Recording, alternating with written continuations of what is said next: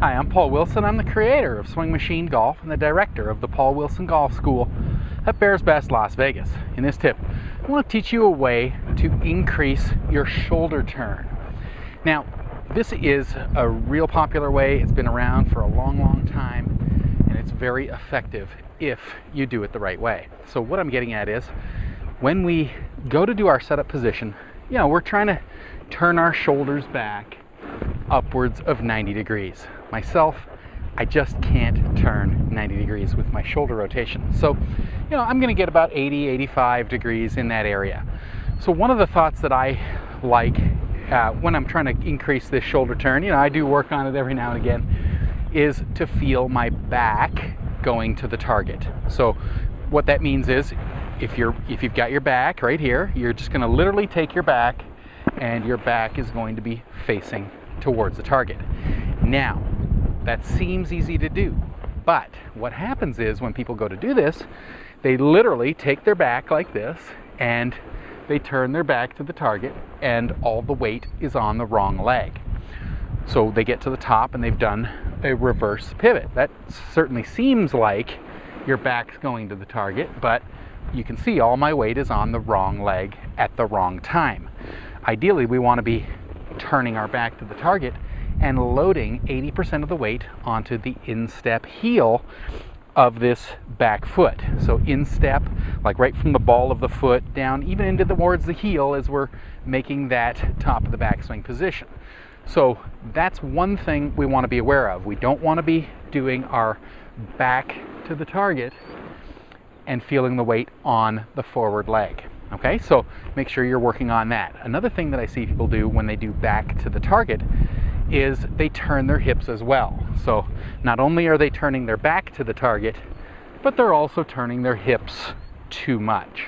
So in this process, what happens is, when you turn your hips too much, you don't create the torque or the wind-up in your backswing. So the torque is very important, because we're trying to create a spring-like effect where we coil up our shoulders and then we uncoil our lower body.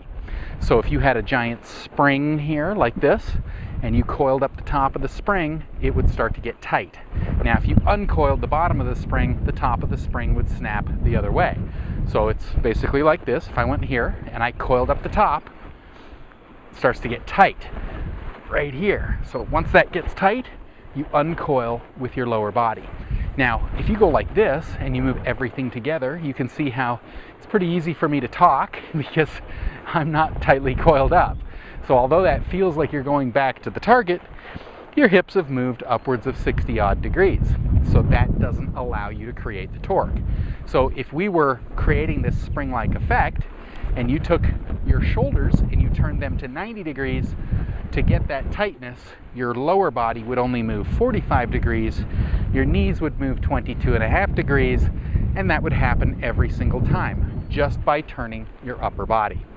So when you do this drill, if you're gonna, or get this thought in your mind of going back to the target, I want you to do so while bracing your lower body. So we're gonna keep our lower body very stable. From right here, we get that feeling of turning our back to the target, and this rotation pulls the hips into position, which then pulls the knees into position, and you're solid on your feet.